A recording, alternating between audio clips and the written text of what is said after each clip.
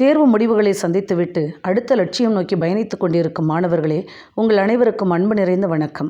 நானும் ஒரு காலத்தில் உங்களில் பலரைப் போல் தேர்வு முடிவுக்காக பயத்தோடு காத்திருந்தேன். படிக்காமலும் வெற்றியை எதிர்பார்த்து காத்திருந்திருக்கின்றேன். படித்துவிட்டும் வெற்றியை எதிர்பார்த்து காத்திருந்திருக்கின்றேன். ஒரு முக்கியமான விஷயத்தை உங்களோடு பகிர்ந்து கொள்ள விரும்புகிறேன். என்னுடைய பெற்றோர்கள் இருவரும் ஆசிரியர்கள். ஆனால் நானும் 10ஆம் வகுப்பில் தேர்ச்சி பெறவில்லை. வாத்தியார் பிள்ளை மக்கு என்ற வார்த்தை எண்ணளவில் உண்மையான காலம் அது. எனக்கு ஒரே பயம். அப்பாவும் அம்மாவும் என்ன சொல்வார்களோ என்று என்னுடைய மனநிலை ஒருபுறம் இருக்க, எனது பெற்றோர்களின் மனநிலை எப்படி இருந்திருக்கும்? அதை இன்றும் எண்ணி பார்த்தால் சிறு கலக்கம் என்னுள் தோன்றத்தான் செய்கிறது. அப்பொழுதெல்லாம் பொதுத் தேர்வில் வெற்றி பெறவில்லை என்றால் ஒரு வருடம் வீணாகிவிடும். மீண்டும் எழுதி தேர்ச்சி பெற்று பள்ளிக்கு செல்லும் வரை போகிறவர்கள் வருகிறவர்கள் எல்லாருடைய இழிவான பேச்சுக்கும் ஏளனமான பார்வைக்கும் நாம் வருந்திதான் ஆக வேண்டும். எங்கள் உறவில் உள்ள ஒரு தாத்தா கூட வெளியூரிலிருந்து வந்து என்னை அவமானப்படுத்தி விட்டு சென்றார்.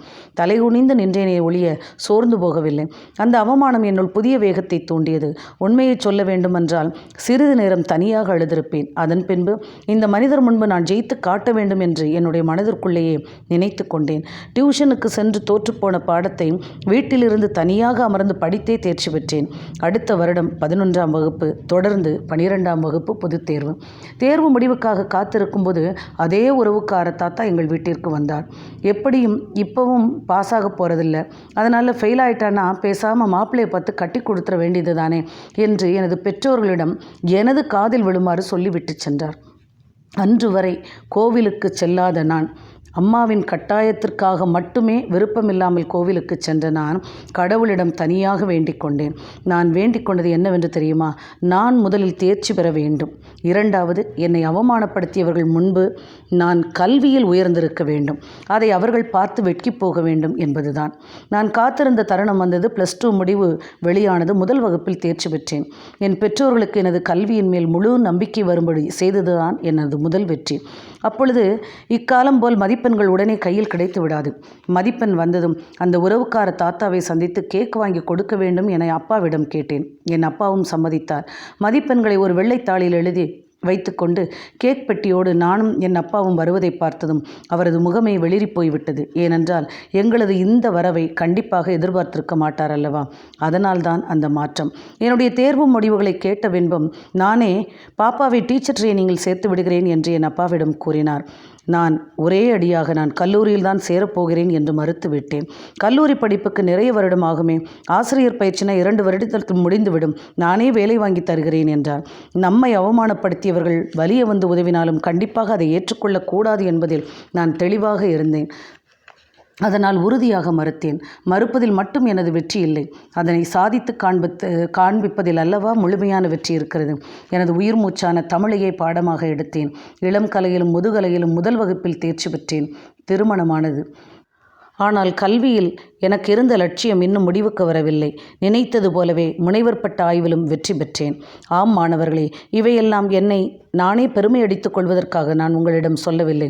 தேர்வு முடிவுகளை பார்க்கும்போது மாநிலத்தில் முதல் மதிப்பெண் பெறும் மாணவருக்கு கூட ஒரு பதற்றம் இருக்கத்தான் செய்யும். அப்படி இருக்க என்னை போன்று பயிலும் மாணவர்களுக்கு சிந்தித்து பாருங்கள்.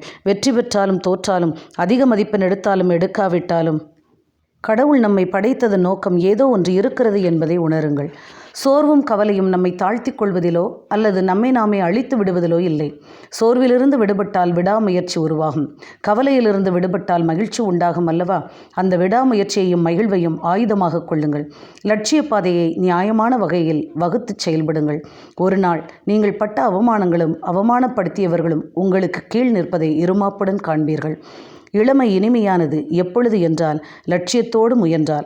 தயவு செய்து வீணடிக்காதீர்கள், அழித்தும் விடாதீர்கள். உன் செயல்களை ஆண்டவரிடம் ஒப்படை, அவற்றை வெற்றியுடன் நிறைவேற்றுவாய் என்கிறது திருவிவிலியம். என்னுடைய கணவர் அடிக்கடி என்னிடம் சொல்லுவதுண்டு. நான் அதையே எனது மாணவர்களிடமும் சொல்லியதுண்டு. ஒரு செயலுக்காக நீ 99% உன்னுடைய முழு முயற்சியையும் கொடு. 1% இறைவனிடம் வேண்டு. நிச்சயம் நீ எதிர்பார்த்ததை விட சிறப்பான வெற்றி கிடைக்கும் என்பதுதான் அது.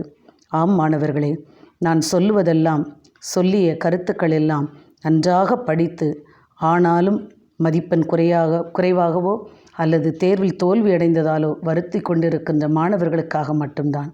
படிக்காமல் ஊர் சுற்றி கொண்டிருக்கும் ஊதாரி மைந்தர்களுக்கு அல்ல என்பதை மனதில் கொள்ளுங்கள். தோல்வியை பாடமாக வைத்து கொள்ளுங்கள். அதுவே உங்களுக்கு மீண்டும் மீண்டும் வெற்றியை அள்ளித்தரும் ஆயுதமாக இருக்கும்.